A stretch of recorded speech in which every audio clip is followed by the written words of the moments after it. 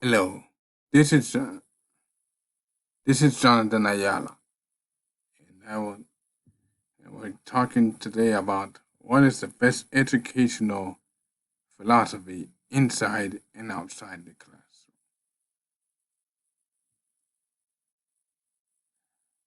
Let's let's talk about why why I believe this is important topic.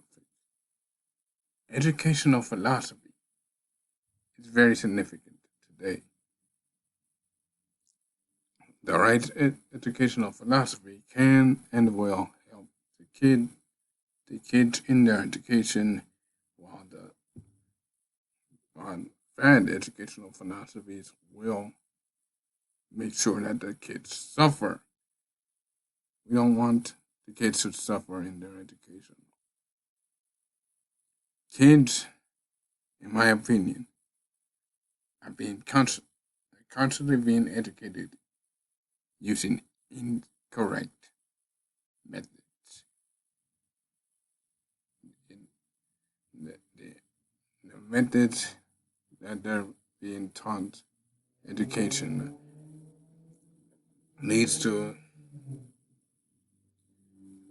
bad results. They're being educated like every kid should be educated that way. Each each kid is unique. Each kid has unique educational gifts and talents. Each kid should be educated differently. It's This leads to emotional trauma for the kids and the need to change education. And that is why this topic of which is the best educational philosophy for the kids, it's inside and outside the classroom, is so important.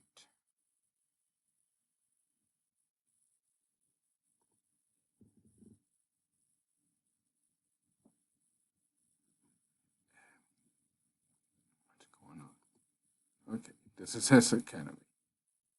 It's the Success Academy is celebrated by many as an ideal educational standard. It produces high grades.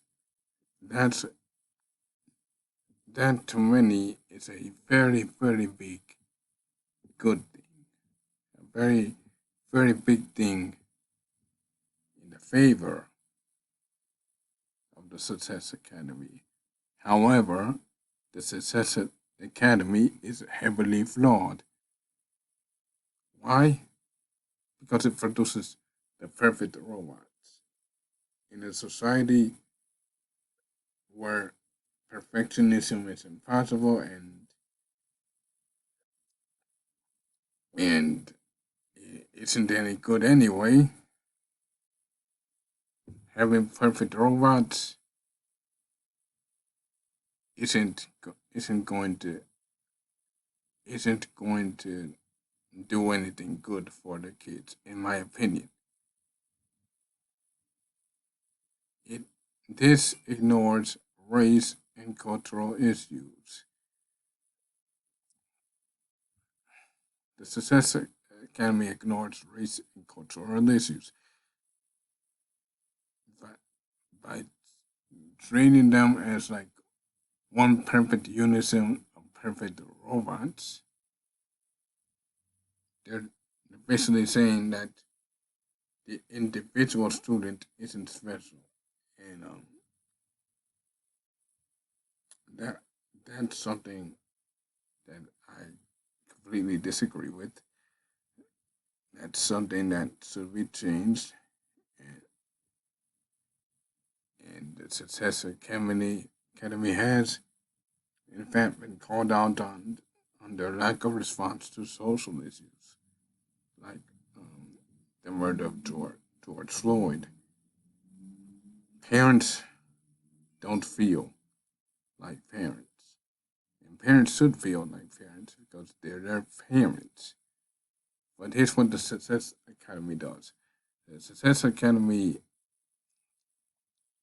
basically makes the parents feel like they're dropping their kids to their parents,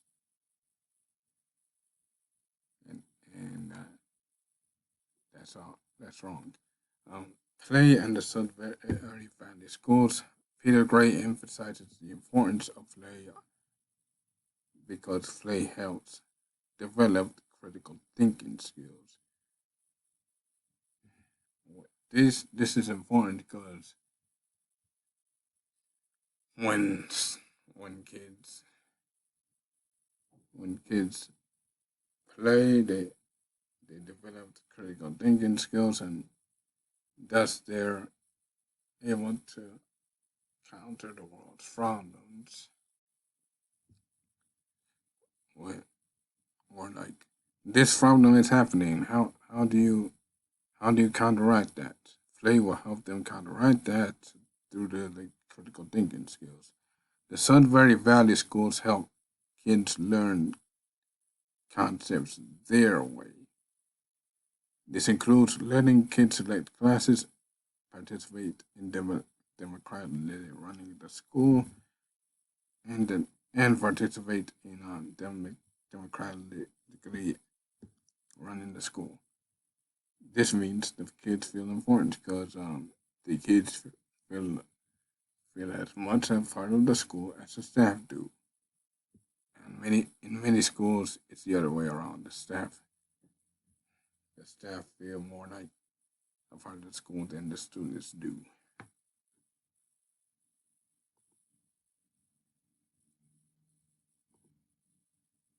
However, this educational philosophy does fail for two reasons. Gray does not encourage people to instill play in their kids' education. See, it's like okay, this this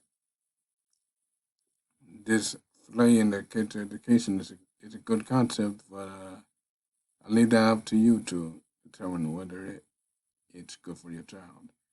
And it's the same problem for the Sudbury Valley schools. This lack of encouragement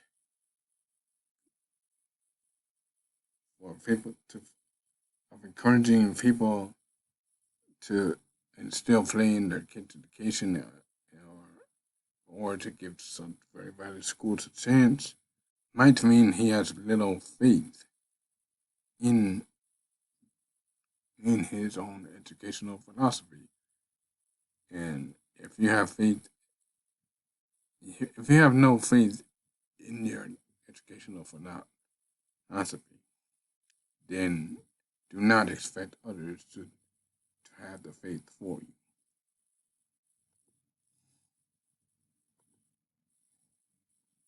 I also like Paulo Freire's pedagogy, pedagogy of the oppressed because Freire is against narration sickness. Here's what narration sickness basically is. An answer is presented as correct. Sometimes in the narration sickness, an answer is presented as the only possible answer. Oftentimes, even in the classroom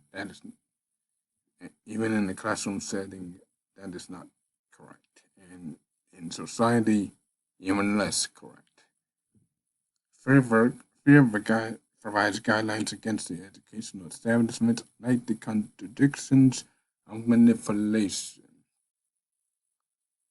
He wants leaders to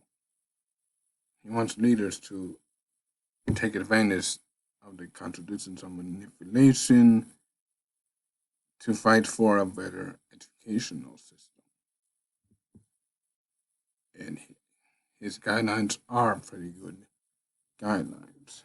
However, there is a huge error of pedagogy under Everest.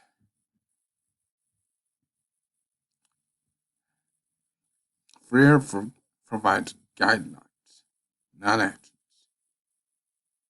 So the guidelines, if if you don't provide, if you don't provide actions to the guidelines, then the guidelines lose their luster, in my opinion. Maybe Freire expects us to provide the actions, but that may, that may not be good because we may not know how to instill Freire's guidelines to actions. There are no guidelines for situations outside his own guidelines. This is problematic because the world often operates outside guidelines, let alone Freire's, Freire's guidelines. Freire's guidelines. So we must evolve with the world, and sometimes that means evolving beyond the limits of guidelines. Your source when students have power. Students have democracy in source classes. This means that students determine the importance of assignments like Macbeth. They determine how to get passing grades similar to Dr. Price's model. In this class, yeah, Dr. Price has a similar model. Basically, to get an A, do whatever, do this. To get a B, do this. To get a C, do this.